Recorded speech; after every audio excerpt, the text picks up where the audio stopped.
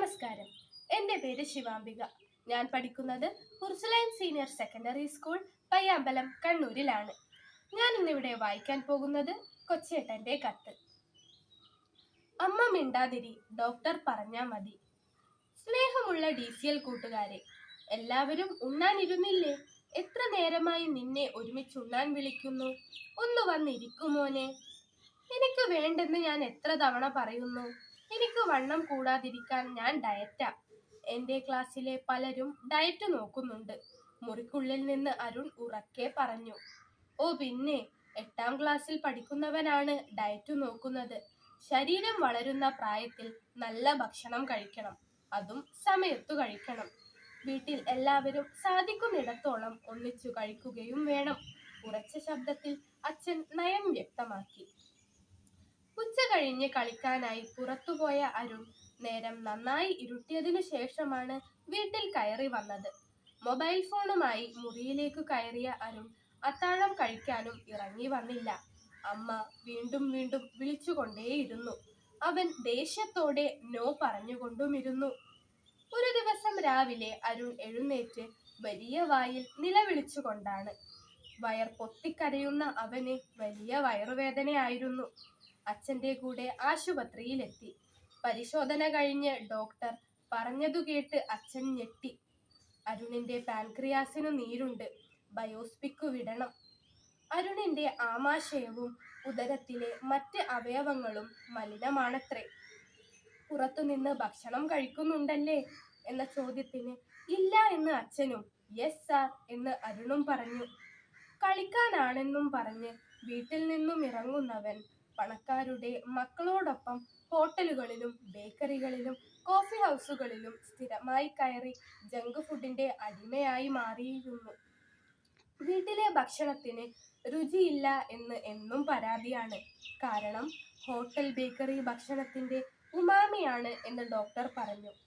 കൂട്ടുകാരെ, നിങ്ങളും ഈ ഉമാമിയുടെ അടിമകളാണോ? ഉമാമി എന്ന ജപ്പാൻ വാക്കിന് കൊതിപ്പിക്കുന്ന രുചി എന്നാണ് അർത്ഥം. തക്കാളി, പനീർ, മട്ടൻ, ചിക്കൻ, മത്സ്യം, കൂൺ, കടൽപ്പായൽ എന്നിവയിൽ നിന്ന് ലഭിക്കുന്ന സ്വാഭാവികമായ ഉമാമി ആരോഗ്യത്തിന് നല്ലതാണ്. എന്നാൽ രുചി കൂട്ടാനായി മോണോസോഡിയം ഗ്ലൂട്ടാമേറ്റ് MSG എന്ന അജിനോമോട്ടോ ചേർത്തുണ്ടാക്കുന്ന ഉമാമിയുടെ അടിമകളാണ് നമ്മുടെ കഥയിലെ അരുണും കൂട്ടുകാരിൽ ഒട്ടേറെ പേരും.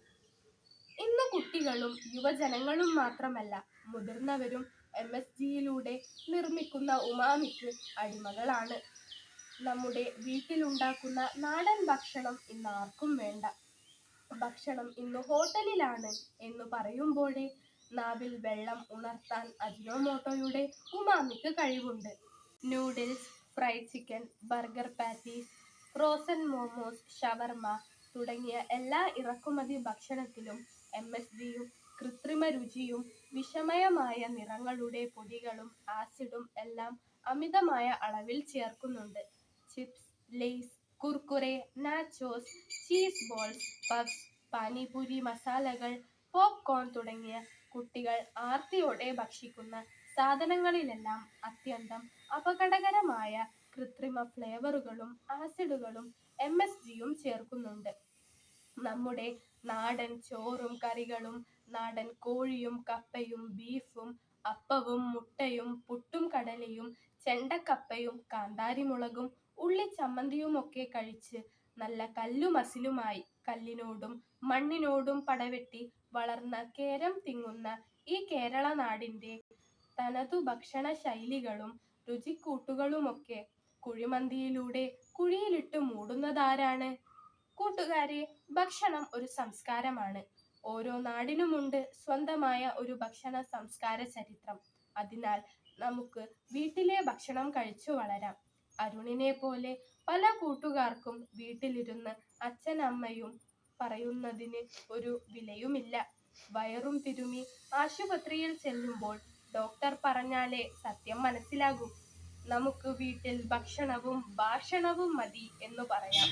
അമ്മക്കറികളുടെ രുചിയും ആവി പാറുന്ന ചോറിലൊരു തുള്ളി എണ്ണയും ഉപ്പും പുരട്ടി അമ്മ വാരി തരുന്ന ചോറുരുളകളുടെ അരുളുകളും നമ്മുടെ ആരോഗ്യത്തിന് നിയമാവലിയാകട്ടെ.